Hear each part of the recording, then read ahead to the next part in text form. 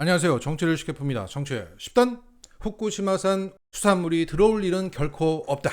어제에 이어서 오늘도 대통령실은 이와 같은 입장을 반복적으로 내놓으면서 시간이 걸리더라도 한국 국민의 이해를 구해 나가겠다는 윤석열의 발언 사태를 진화하려고 애를 쓰고 있습니다. 그러면서 이런 말을 덧붙였습니다. 윤석열 대통령은 국민의 건강과 안전에는 어떠한 타협도 있을 수 없다는 입장이다. 최우선적으로 보고 있다.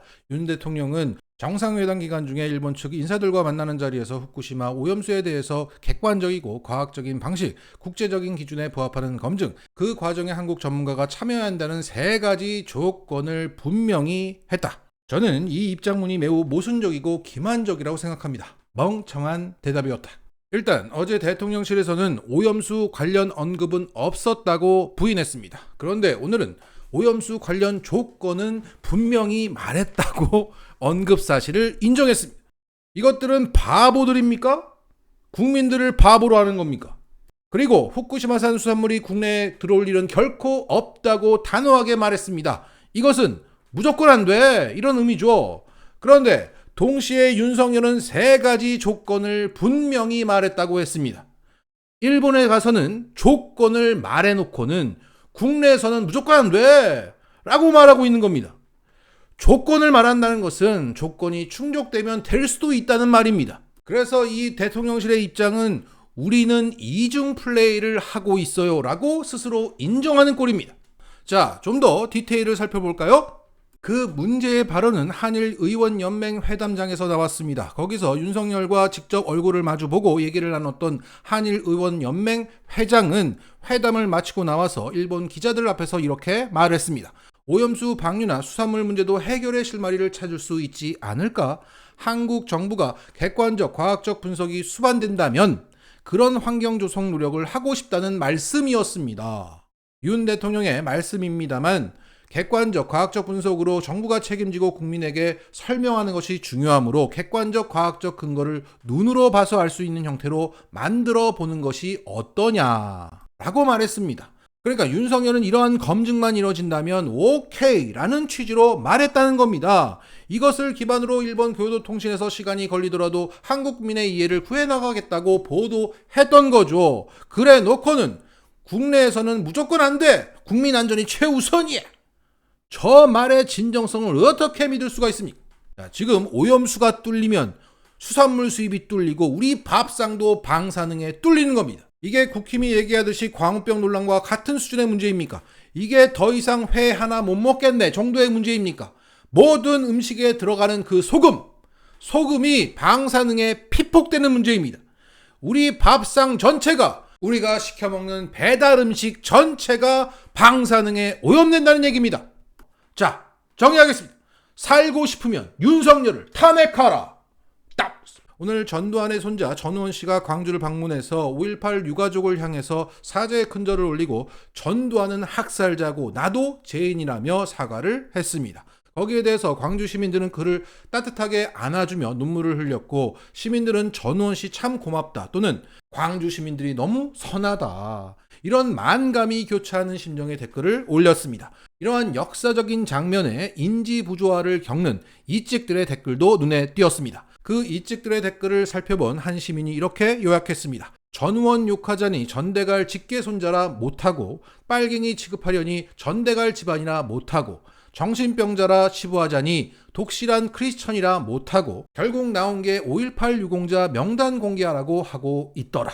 자, 이러한 측면에서 전우원 씨가 오늘 정말 큰일을 한 것입니다. 전두환이 죄인이고 학살자라는 것에 대해서 유족이 인정했기 때문에 그 누구도 더 이상 불필요한 논란을 할 수 없게 되었다. 그래서 전우원 씨를 응원합니다.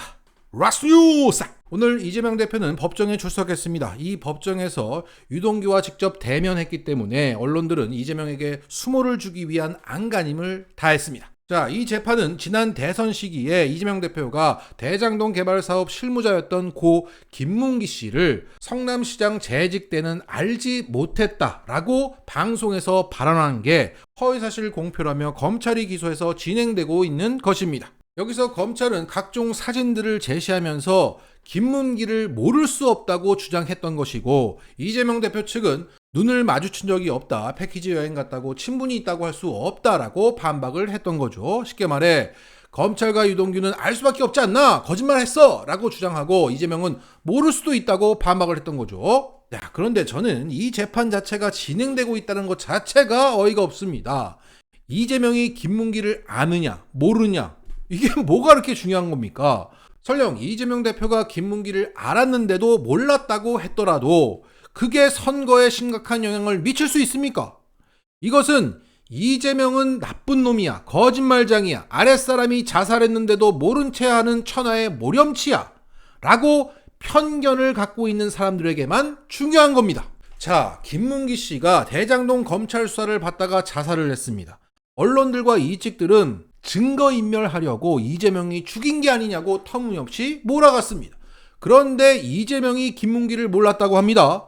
야, 이놈 봐라. 자기가 죽여놓고는 모른다고 발뺌하네. 결국 이 논란의 기저에는 자기가 죽여놓고 모른 채 한다는 이재명에 대한 터무니없는 근거 없는 편견과 혐오가 작동하고 있습니다. 그런 편견과 혐오가 없다면 별 중요하지 않은 건입니다. 모를 수도 있죠. 손잡았다고 하더라도 함께 사진을 찍었다고 하더라도 모를 수 있죠. 그게 뭐라고? 도대체 어쩌라고? 김문기 자기 부하를 몰랐다는 게 뭐 그렇게 중요한 겁니까? 윤석열은 자기 부인이 주가 조작을 했는데도 자기 장모가 수백억 사기를 쳤는데도 거짓말했잖아요. 그게 더 중요한 거 아닙니까? 자, 정상적인 판사라면 이렇게 판결해야 맞습니다. 그 진위 여부는 정확히 알 수 없으나 그 발언으로 선거에 미치는 영향은 크지 않았다. 자, 결국 이재명 대표에게 침을 뱉고 수모를 주기 위해서 진행되고 있는 일종의 사법쇼입니다. 여기에 유동규가 나와서 이재명 씨라고 부르면서 성남시장 후보 때도 김문기와 통화를 했었다고 법정 증언했습니다. 통화를 했지만 그 사람을 모를 수도 있잖아요. 도대체 어디까지가 아는 것이라고 할 수 있고 어디까지가 모른다고 할 수 있는 겁니까? 그래서 이것은 사법의 영역에서 다뤄질 문제가 아니라 가치 판단의 문제입니다. 저건 모를 수 없다라고 도덕적으로 문제 삼으려면 삼고 욕하려면 욕하고 모를 수도 있지라고 이해를 하고 넘어가는 사람은 넘어가는 겁니다. 이런 걸 가지고 심각한 표정을 지으면서 중대한 문제라고 말꼬투리 잡고 저거 거짓말했어 고발하고 기소하고 재판하는 것 자체가 코미디입니다. 이런 가운데 오늘 이해찬 전 대표는 한 강연장에서 이런 발언을 했습니다. 이재명 대표는 지금 당금질을 당하고 있는데 그렇게 해서 국가 지도자가 되는 것이다. 수많은 당금질을 거쳐야 명검이 만들어진다. 우리 지도자들이 다 그래 왔다. 우리는 그런 사람을 중심으로 이기는 선거를 해야 다시 정권을 찾아올 수 있다. 1년 만에 나라가 어떻게 이 꼴이 됐나? 근본 원인은 윤석열한테도 있지만 우리한테도 있다. 우리가 지니까 이 꼴을 지금 당하고 있는 것이다.